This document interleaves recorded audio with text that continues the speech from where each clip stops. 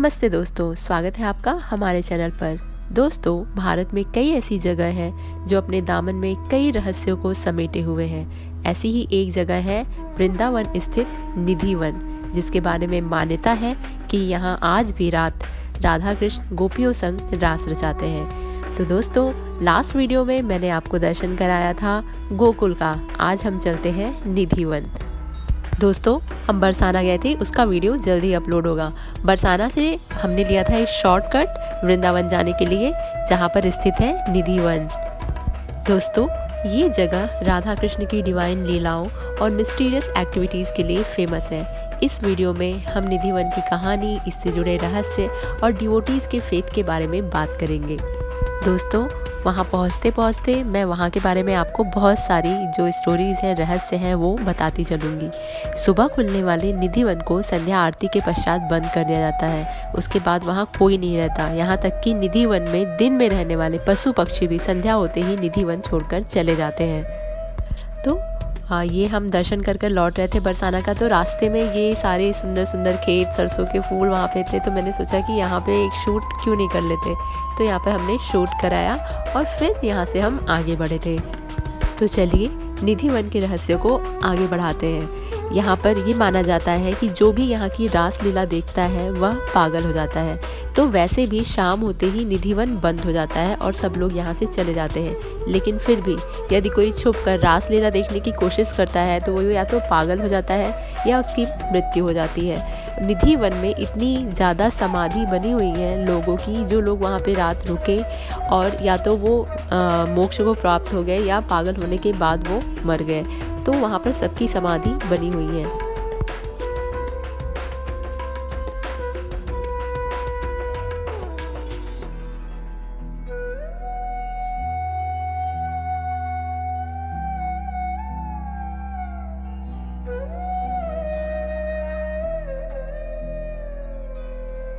वृंदावन पहुंचकर हमने गाड़ी पार्क में लगाई और हमने किया ऑटो और पहुंच गए निधि वन। निधि वन पहुंचते पहुंचते ही हमें ऑब्वियस से वहां पे गाइड मिल गए और गाइड की हेल्प लेकर हम निधि वन की तरफ बढ़ने लगे।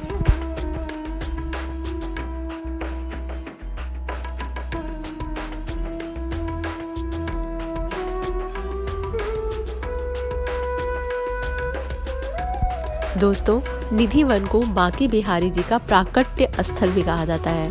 कहा जाता है कि संगीत सम्राट एवं ध्रुपद के जनक स्वामी हरिदास जी महाराज ने अपने स्वरचित पदों का वीणा के माध्यम से मधुर गायन किया करते थे, जिसमें स्वामी जी इस प्रकार तन्मय हो जाते थे कि उन्हें तन मन की सुधि नहीं रहती थी।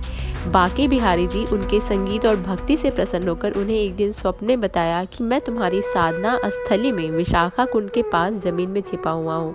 तब नेक्स्ट डे हरिदास जी ने वहाँ से बांके बिहारी जी को निकलवाया और उनको वहाँ पे पूजा पाठ और उनकी अर्चना की। फिर उनका एक नया मंदिर बनाया गया जो कि बांके बिहारी मंदिर के नाम से फेमस है। तो इसलिए निधि वन को बांके बिहारी जी का प्राकट्य स्थल भी कहते हैं। तो ये देखिए, ये आ गया है निधि वन का गेट। इसके थ्रू हम एंटर करेंगे निधि वन में और अंदर जाकर सबसे पहले आपको जूते चप्पल अपने निकालने हैं, एक साइड में रखना है रैक में और आगे बढ़ना है। अगर आप वीआईपी दर्शन करना चाहते हैं तो 150 रुपीज़ उसके चार्जेज हैं। बट हमने वीआईपी दर्शन नहीं, नॉर्मल दर्शन किया क्योंकि हम हर एक चीज़ एंजॉय करना चाहते थे। तो सबसे पहले हमें करना था रंग महल का दर्शन। रंग महल के दर्शन करने के रास्ते में आप देखिए, ये सारे जो हैं ये तुलसी के पेड़ हैं। यहाँ पर हर तुलसी का पेड़ जोड़े में है, यानी एक गोपी है और एक कृष्ण जी है।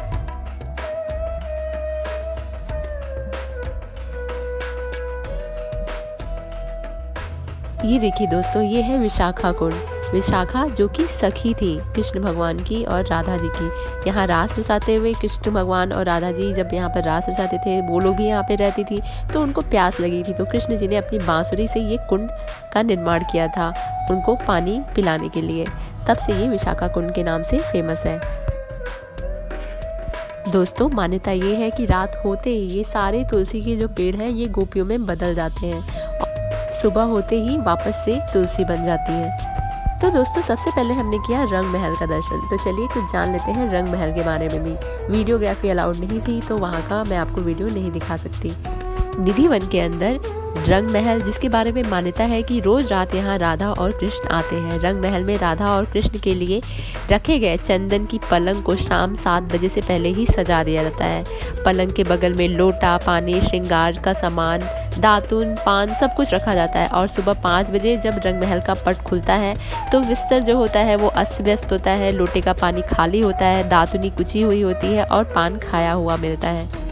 तो रंग महल का दर्शन करने के बाद हम आगे बढ़ते गए। तो यहाँ पर मैं आपको बता दूं कि यहाँ पे जितने भी पेड़ हैं तुलसी के, वो हमेशा उनकी जो शाखाएं हैं वो ऊपर की तरफ नहीं नीचे की तरफ बढ़ती हैं। और हालात यह है कि रास्ता बनाने के लिए इन पेड़ों को डंडों के सहारे रोका गया है। फिर आगे बढ़ने पर आया बंसी चोर राधा रानी का मंदिर। निधि वन में ही बंसी चोर राधा रानी का मंदिर है। यहाँ पर महंत बताते हैं कि जब राधा जी को लगने लगा कि कन्हैया तो हर समय बंसी बजाते रहते हैं और उनकी तरफ ध्यान नहीं देते, तो उन्होंने उनकी बंसी चुरा ली थी। तो इसलिए यहाँ पर बंसी चोर राधा रानी का मंदिर भी है।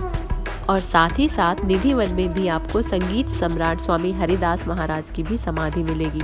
तो यहाँ पर सारे दर्शन पूरे करने के बाद हम यहाँ से आगे बढ़े नंद महल की तरफ। यहाँ पर नंद महल है, ये नंद महल का रास्ता है। ठीक है, आपने गोकुल में जो देखा था वो नंद भवन था। नंद महल में बहुत ही सुंदर विग्रह है राधा कृष्ण बलराम जी और यशोदा जी नंद जी का। और साथ ही यहाँ पर वो पारिजात का वृक्ष भी है, जहाँ पर जब कृष्ण भगवान शरारत करते थे तो माता जी उनको वहाँ पर बांध देती थी। तो वो वृक्ष भी वहाँ पर अभी भी मौजूद है।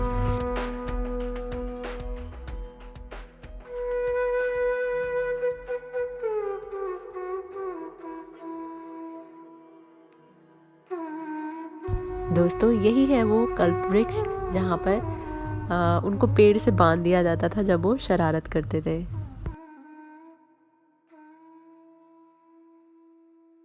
दोस्तों निधि वन एक ऐसी जगह है जहाँ डिवाइन और रहस्य का अद्भुत संगम होता है। यहाँ का हर एक वृक्ष, हर एक कोने राधा कृष्ण की डिवाइन एनर्जी से भरपूर है। चाहे आप बिलीवर हो या ना हो, वृंदावन का ये पवित्र भूमि एक बार आपको ज़रूर विजिट करनी चाहिए, क्योंकि ये एक स्पिरिचुअल एक्सपीरियंस के साथ साथ एक डीप सेंस ऑफ पीस भी देती है।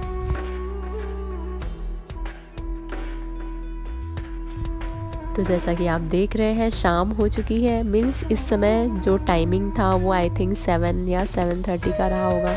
हम वापस अपनी गाड़ी जहाँ पार्क की थी वहाँ पार्किंग में जा रहे थे और फिर यहाँ से यात्रा समाप्त करके हम अपने शहर यानी अपने घर को वापस जा रहे हैं। अगर आपको ये वीडियो अच्छा लगा है तो do like share and subscribe. हमारे पुराने वीडियोस भी आप प्लेलिस्ट में जाकर चेक कर सकते हैं और उसे देख सकते हैं। तो एक नई यात्रा के साथ फिर मिलते हैं आपसे, तब तक के लिए बाय बाय।